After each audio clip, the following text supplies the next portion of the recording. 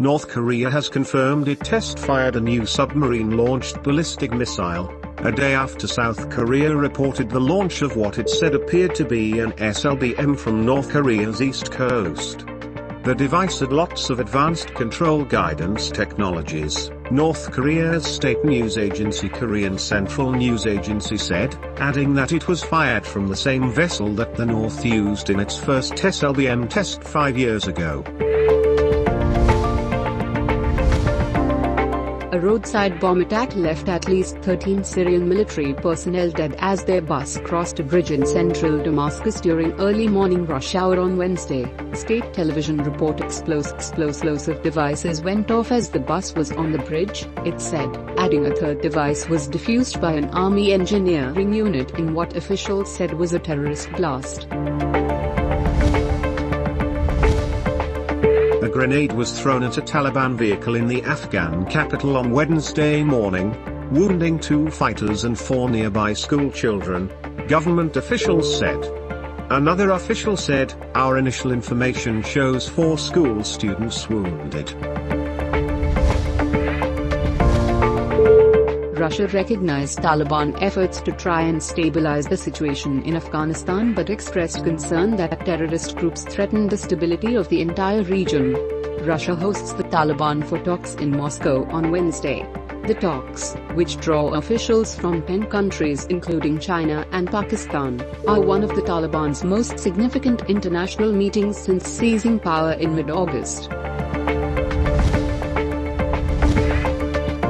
The co-leader of Germany's Green Party accused Russian blackmail of causing high energy prices across Europe, saying Moscow is trying to leverage Germany to allow the Nord Stream 2 Baltic gas pipeline to begin operations. An early morning commuter train partly derailed after hitting a van abandoned on tracks near Sydney today, trapping the driver and leaving others with minor injuries, authorities said. US President Joe Biden picked career diplomat Donald BLOME as his top diplomat in Pakistan, as the volatile situation in Afghanistan escalates following the withdrawal of US troops from the country. Pakistan is playing a major role in diplomacy with its Taliban-ruled neighbor. The Financial Action Task Force has opened its 3-day plenary meeting in Paris. Besides discussing a host of other issues, it will also decide whether Pakistan has made enough progress to be removed from the FATF grey list. However, a decision is not expected before the final day of the meeting, that is, Thursday, October 21st. Talks between Pakistan and the International Monetary Fund on the $6 billion extended fund facility are progressing in a very good manner, said IMF Director of the Middle East and Central Asia Department. Unveiling the Regional Economic Outlook, the Middle East and Central Asia, October 2021, he said. The discussion around the 6th review is currently progressing around various pillars. Prime Minister of Pakistan would attend the Middle East Green Initiative Summit in Riyadh being held on October 25th. The Prime Minister is likely to travel to Saudi Arabia over the weekend. Besides attending the summit, Mr. Khan is expected to hold bilateral meetings with the Saudi leadership.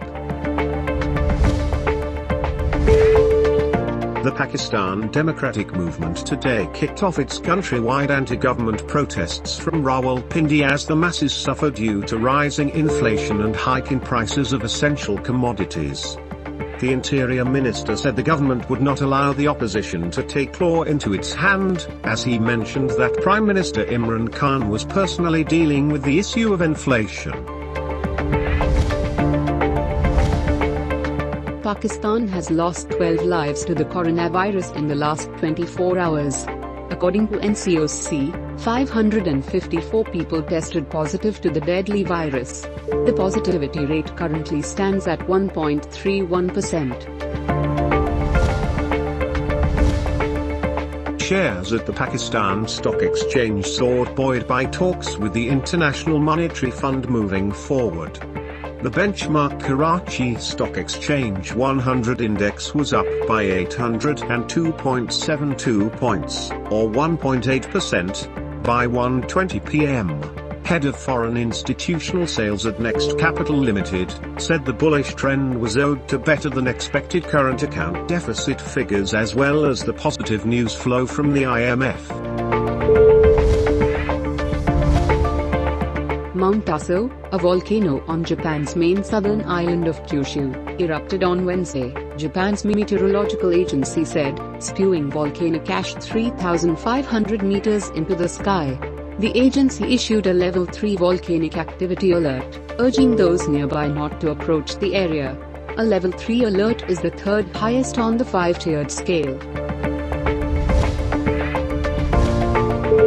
China lit its Olympic flame today after the arrival of the ceremonial torch from Athens, ahead of Beijing's hosting of the 2022 Winter Games in February. 1,900 athletes, representing approximately 85 national Olympic committees, will compete in the Winter Games between 4 and the 20th of February 2022.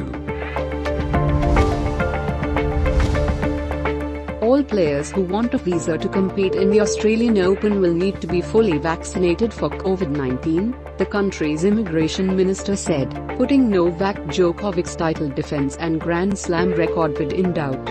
Djokovic, who is level with Roger Federer and Rafa Nadal on 20 Grand Slam titles, has declined to reveal his vaccination status, and said he is unsure if he will defend his Australian Open crown.